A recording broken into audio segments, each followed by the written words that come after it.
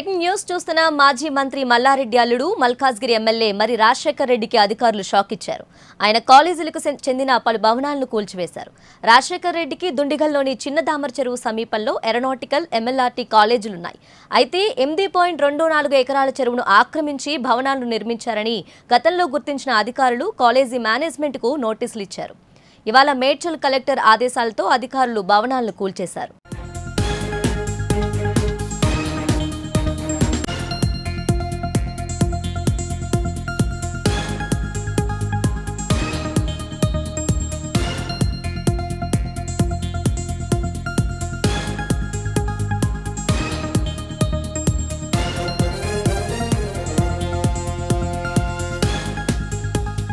Revenue, irrigation, municipal అధికారుల ఆధ్వర్యంలో ఈ కూల్చివేతలు జరిగాయి. కూల్చివేతలను విద్యార్థులు, కాలేజ్ సిబ్బంది అడ్డుకోవడానికి ప్రయత్నించడంతో ఉద్రిక్తత నెలకొంది. ఇప్పటికే గుడ్లపోచంపల్లి మున్సిపాలిటీలో హెచ్ఎండిఏ లేఅవుట్లో మల్లారెడ్డి సంబంధించిన కాలేజ్ రోడ్డును అధికారులు తొలగించారు. ఇక్కడ 2500 గజాల భూమిని ఆయన ఆక్రమించి రోడ్డు నిర్మించారని గతంలో రేవంత్ రెడ్డి అధికారులకు ఫిర్యాదు చేశారు. దీంతో రంగంలోకి దిగిన అధికారులు ఇటీవలే రోడ్డును తొలగించారు.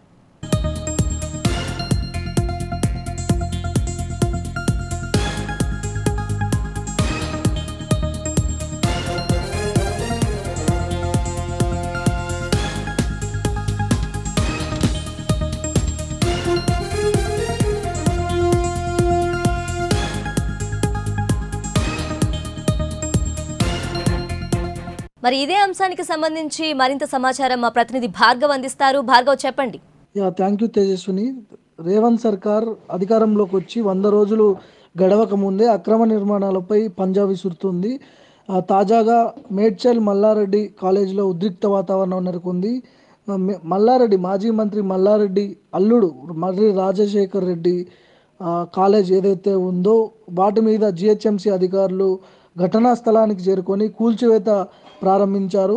అక్రమంగా నిర్మించినటువంటి ఈ కాలేజ్ బిల్డింగ్ని కూల్చడంపై పెద్ద ఎత్తున అక్కడ ఉన్నటువంటి విద్యార్థులు కావచ్చు, వాళ్ళందరూ కూడా ఒకటేసారి అక్కడ బుల్డోజర్ దగ్గరికి దూసుకొచ్చిన సిచ్యువేషన్ మనందరం కూడా చూస్తూ ఉన్నాం. ఎందుకంటే మల్లారెడ్డి కాలేజ్ కూల్చాలంటూ మేడ్చల్ కలెక్టర్ ఆదేశాలు జారీ చేసిండు.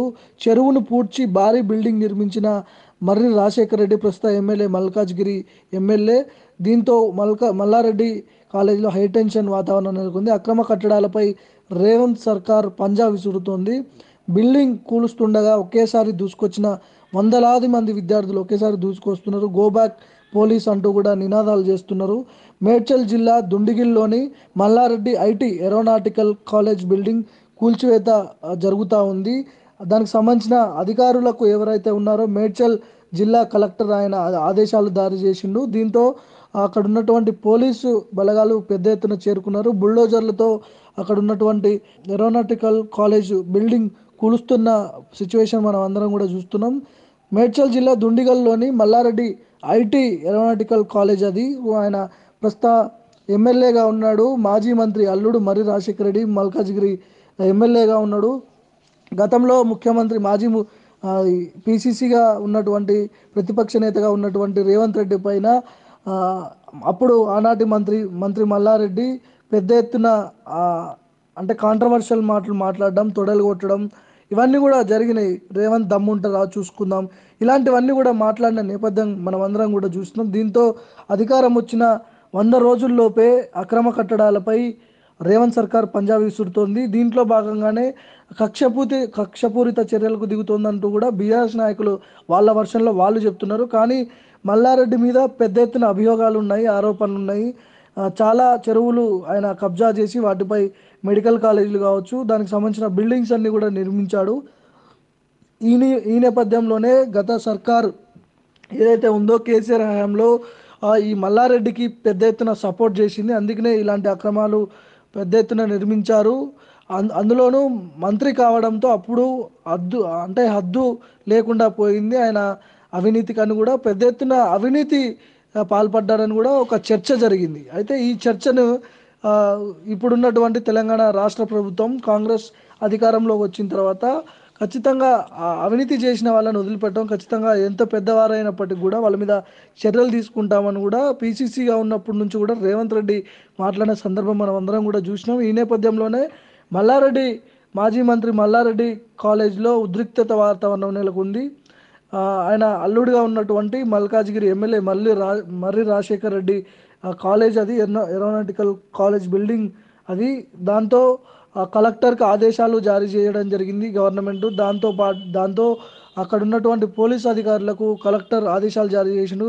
ఇది అక్రమ నిర్మాణం, దీన్ని కూల్చివేయాలి, ఖచ్చితంగా గవర్నమెంట్ నుంచి ఆదేశాలు వచ్చినాయి అని చెప్పడంతో అక్కడ పోలీస్ అధికారులు వెళ్ళారు. బుల్డోజర్తో వెళ్ళి అక్కడ ఉన్నటువంటి ఏరోనాటికల్ కాలేజ్ని బిల్డింగ్ కూలుస్తున్న నేపథ్యంలో అక్కడ ఉన్నటువంటి విద్యార్థులు పెద్ద ఎత్తున బుల్డోజర్కి ఎదురుగా దూసుకొని వచ్చిన పరిస్థితులు నెలకొన్నాయి. ఉద్రిక్తత వాతావరణం నెలకొంది.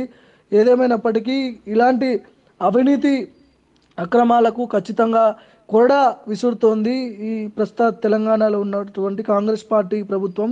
ఎందుకంటే గతంలో చాలా పెద్ద ఎత్తున అవినీతి ఆరోపణలు వచ్చినప్పటికీ మల్లారెడ్డి మీద ఎలాంటి చర్యలు తీసుకోలేదనే ఒక చర్చ కూడా కొనసాగింది పొలిటికల్ సర్కిల్లో. ఇప్పుడు ఇలాంటి అవినీతికి, ఇలాంటి కబ్జాలకి, ఇలాంటి బిల్డింగ్స్పై ఖచ్చితంగా తగ్గేదే లేదంటూ కూడా రేవంత్ సర్కార్ ముందుకు పోతుందనే చెప్పుకోవచ్చు తేజస్విని.